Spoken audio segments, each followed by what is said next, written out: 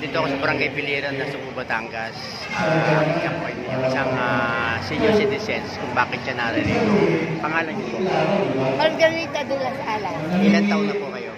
Mag-iitinad na ako ngayon, June. Kayo po ba'y nakakatanggap ng social pension o ano?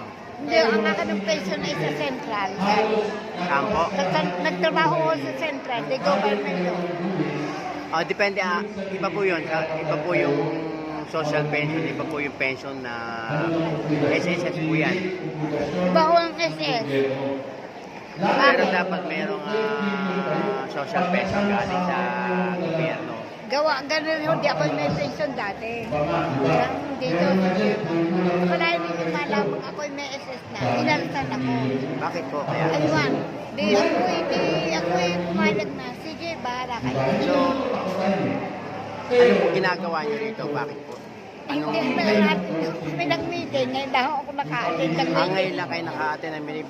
Bakit kayo naisipang umattend dito? Sa dami-dami ng mga meeting na inaalok po kayo. Bakit dito? Gawa ko ng sabi ng anak ko, inayos tayo ikat. Sabi niya, bahala na kung wala bang anong ibigay. Ano kung magagawa natin? Sabi niya. Kasi po, ito yata, pang dinig ko po, para po sa lahat ito, para mabago po yung sistema ng gobyerno ginagawa. Hindi ko alam yun. Ano po ang kahilingan nyo?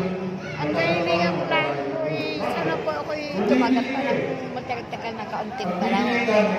Pero alam niyo po ba yung mga batas na para sa senior? Kayo po ay 80 yung ko. Ang akin ng mister, kahit ng 5 years na, patay na ho. Hindi, ilan taon na po kayo yan? Mag-i-85 na ho. Ngayon June. Pero nakatanggap po kayo ng galing sa DSWD. Wala pa ho. Kasi po may batas. Pagtungtong ng 75, meron na po kayong matatanggap. Pagtungtong ng 80, panibago po yun.